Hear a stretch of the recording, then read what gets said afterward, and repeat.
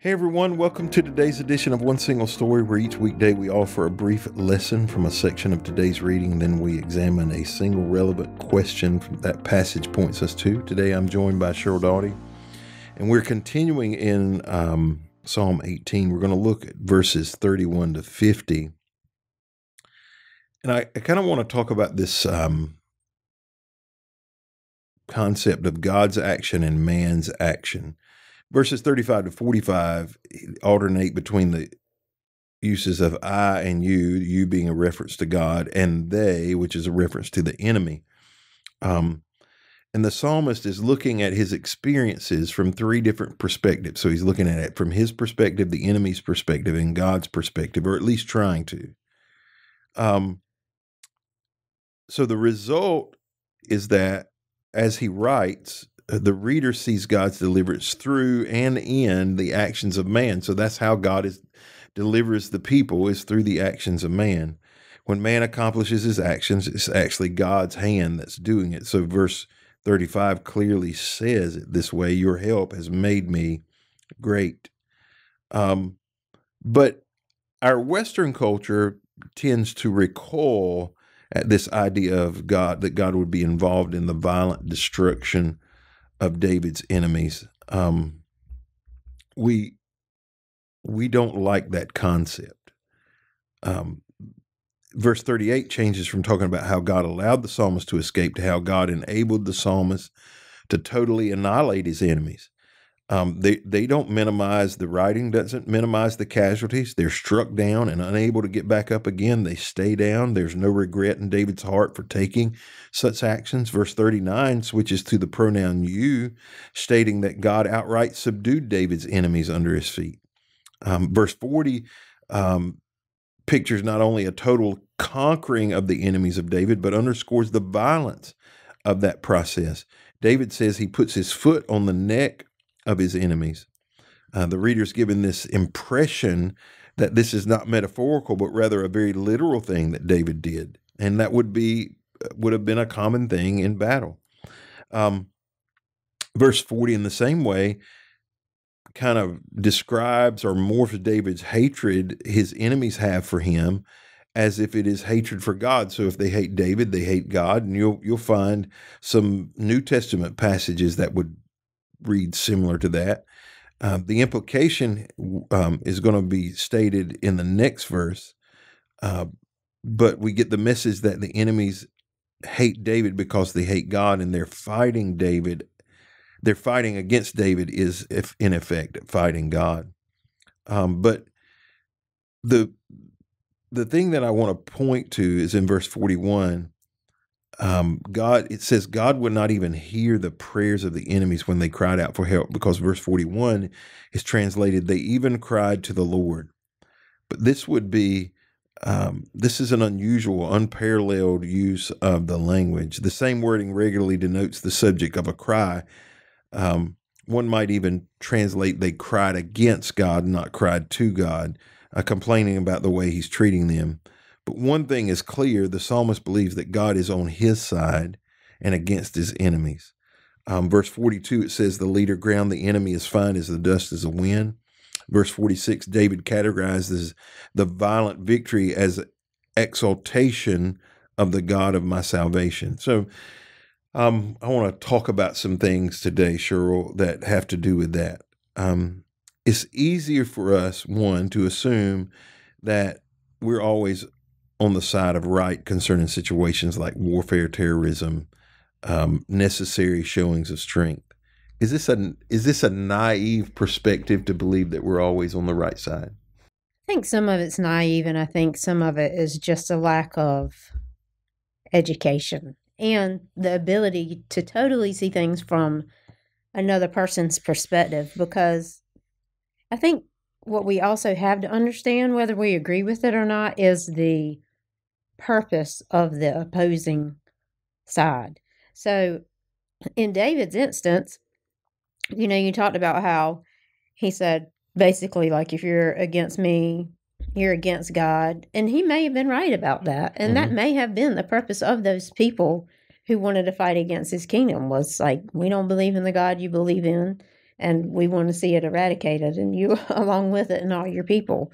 But I think in terms of, like, I would say more current warfare that we see, we do have to consider, or at least try to understand. Again, it doesn't mean that you have to agree with it, but that you do have to try to at least understand the purpose behind which the other people are fighting. Like, what escalated it to the point that they're willing to now put their lives on the line for whatever it is that they're trying to accomplish. Right. So over the last, I really don't know how long it's been going on, but the war with Russia and Ukraine, it's been well over a year at this point. It feels like it may have been a couple years. But there's not a lot of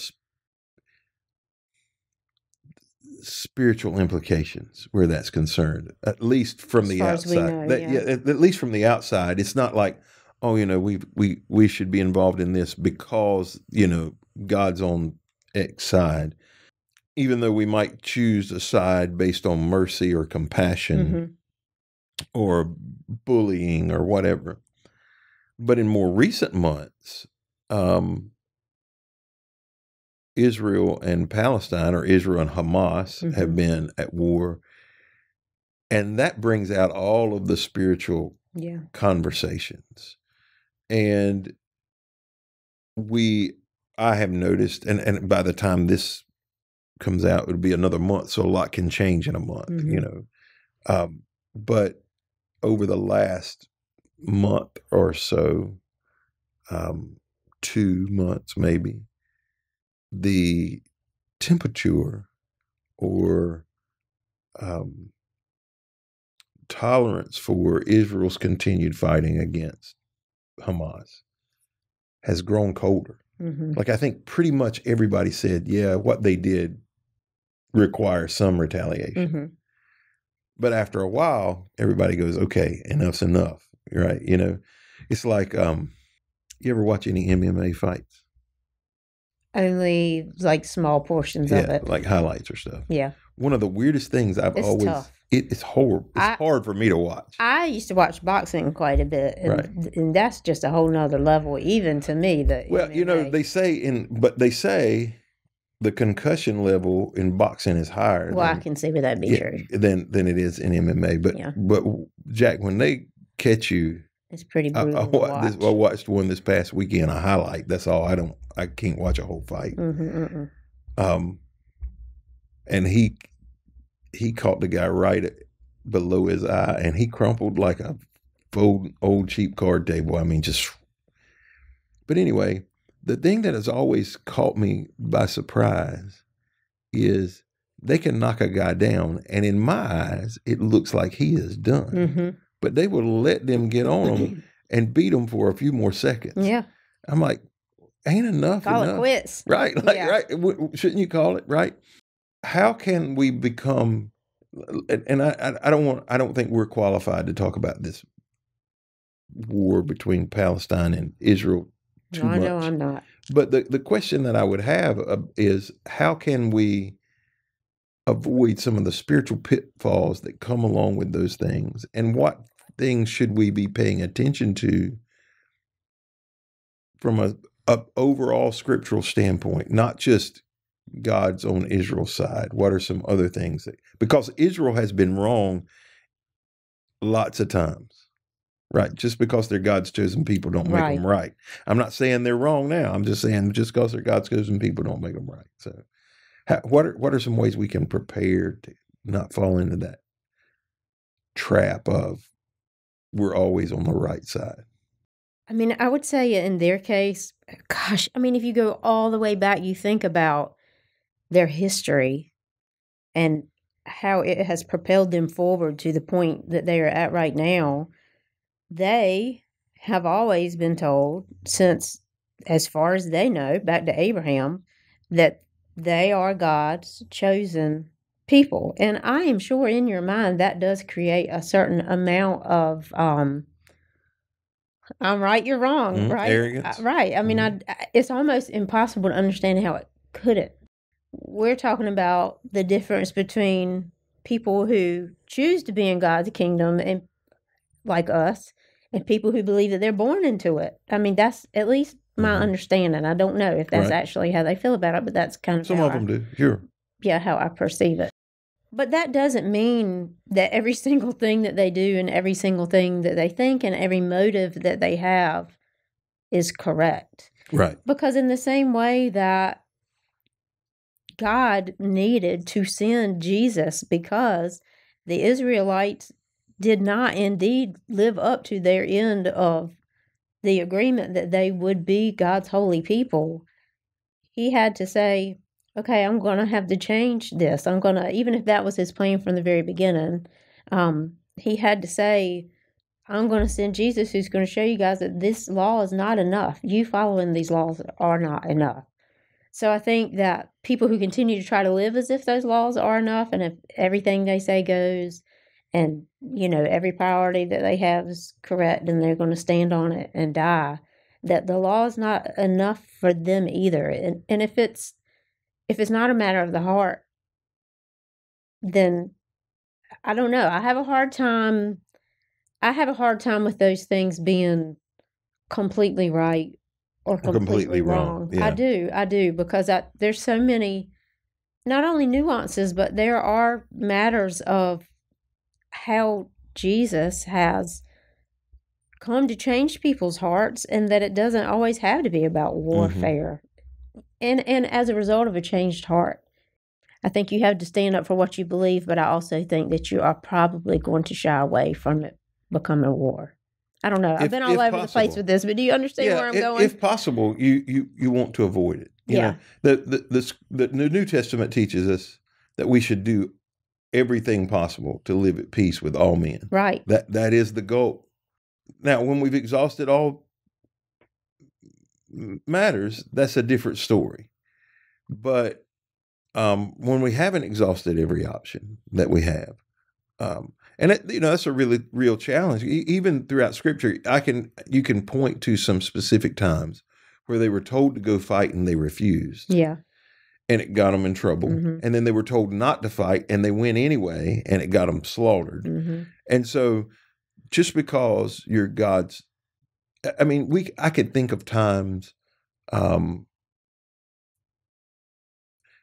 if you're somebody's son that has a lot of power, a lot of money, a lot of influence, it's probably going to get you off the hook more times than you should. Right. But you can also put yourself in a predicament where everybody goes, we don't have any choice here. We're going to have to deal with this. And I think that Israel often can find themselves in the same place. Now, is it our obligation to stand with them biblically? I think so. I think it's our obligation to stand with them. But I think we also, I can stand by my kids and still tell them you're being stupid at the same time, and not abandon them. Supporting them and agreeing with them can be two very different things. Agreed. I had spent some time thinking about violence and the things that it has accomplished or not accomplished and ways that God may or may not have used it. And, us thinking about things like warfare. And I think we have to keep in mind in a situation like the Israelites and then inhabiting the land that God had promised them, and people like Joshua, who's basically his entire life was about slaughtering groups of people.